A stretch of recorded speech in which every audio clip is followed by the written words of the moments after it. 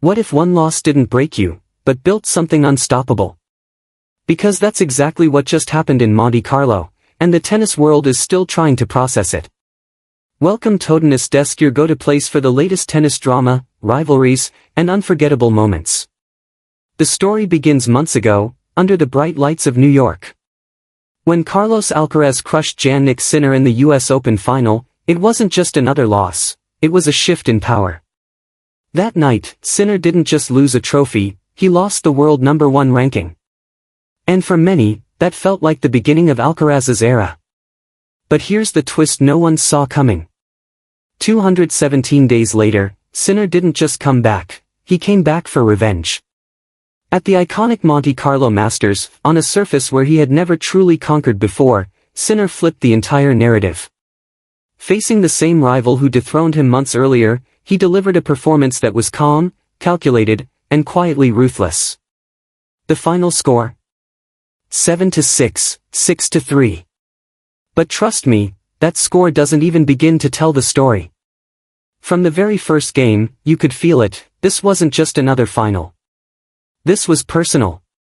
Both players stepped onto the court with something to prove. Alcaraz, the reigning king, confident and explosive.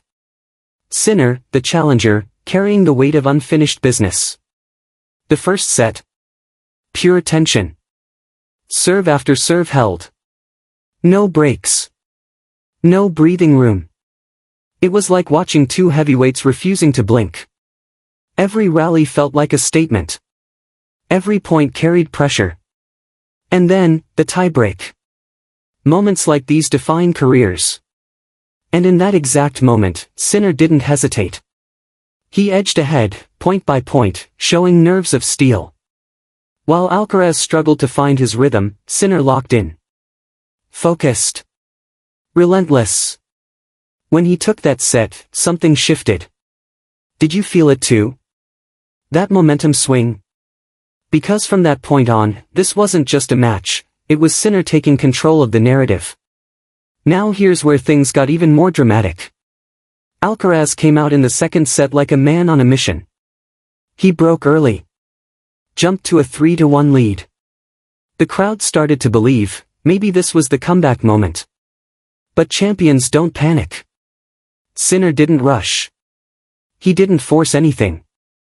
Instead, he waited. He read the game.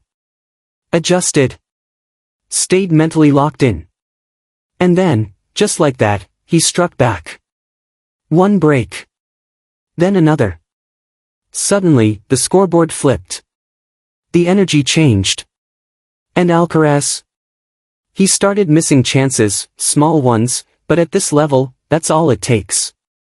After the match, Sinner opened up, and what he said revealed everything about his mindset. He admitted he felt the opportunity building during return games. He noticed how the new balls changed the rhythm. Even while feeling physically tired, he made one decision. Stay mentally strong. Keep pushing. Don't let the moment slip. That honesty. That's what separates great players from legends in the making. But here's what makes this victory even bigger. This wasn't just a win. This was history.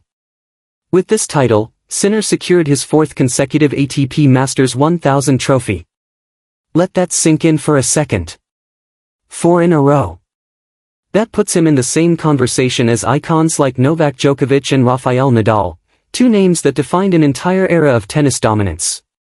Before Monte Carlo, Sinner had already conquered Paris, then shocked the world with the Sunshine Double at Indian Wells and Miami. And he did it in terrifying fashion. At one point, he went on an 18-match streak without dropping a single set. Think about that. Not one set lost. That's not just winning, that's domination. But even unstoppable runs have cracks. During his match against Thomas Makak, something looked off. Sinner was uncomfortable. Touching his back. Calling for a medical timeout. For a moment, it felt like everything might fall apart. Was the streak over? Was his body giving in? But champions find a way. Despite losing a set, Sinner pushed through. He adapted. He fought. And he survived. From there, he didn't just recover, he elevated. He dismantled Felix Auger-Aliassime, took down Alexander Zverev, and then completed the mission against Alcaraz. That's resilience. That's growth. Now let's talk about something even more interesting, the respect between these two rivals. After the match, Alcaraz didn't make excuses. Instead, he did something rare. He gave credit. He admitted just how incredible Sinner's achievements have been. Winning multiple Masters titles in a single season is already elite, but combining the Sunshine Double with Monte Carlo? That's historic territory. And Alcaraz knows it. But he also revealed something deeper. He admitted that in the biggest moments, the points that truly matter, he fell short. Missed opportunities. Poor decisions. Small lapses. And against a player like Sinner? That's fatal. Because Sinner doesn't just play well, he plays his best when it matters most. Let's take a step back for a second. This rivalry? It's becoming something special. Out of their recent finals, Sinner has now beaten Alcaraz multiple times. Overall, their head-to-head is tightening fast. And if this trend continues, we might be witnessing a complete shift in power. So here's the real question. Is Sinner officially the new dominant force in men's tennis? Or is Alcaraz just one adjustment away from taking everything back? Drop your thoughts in the comments, I want to hear your take. Because guess what? This story isn't over. Not even close. The next chapter is already set. Both players are heading to the Madrid Open, and the stakes couldn't be higher. For Sinner, it's a chance to win 5 Masters titles in a row. 5. That's the kind of streak that doesn't just make headlines, it creates legends. But for Alcaraz? It's personal. Madrid is home. The crowd. The expectations. The pressure. He won't want to lose there. So now the question becomes: can Sinner keep this unstoppable run alive? Or will Alcaraz rise again, in front of his home fans, and remind the world why he once sat on top? One thing is certain. This rivalry is no longer just about talent. It's about mentality. It's about who handles pressure better. It's about who shows up when everything is on the line.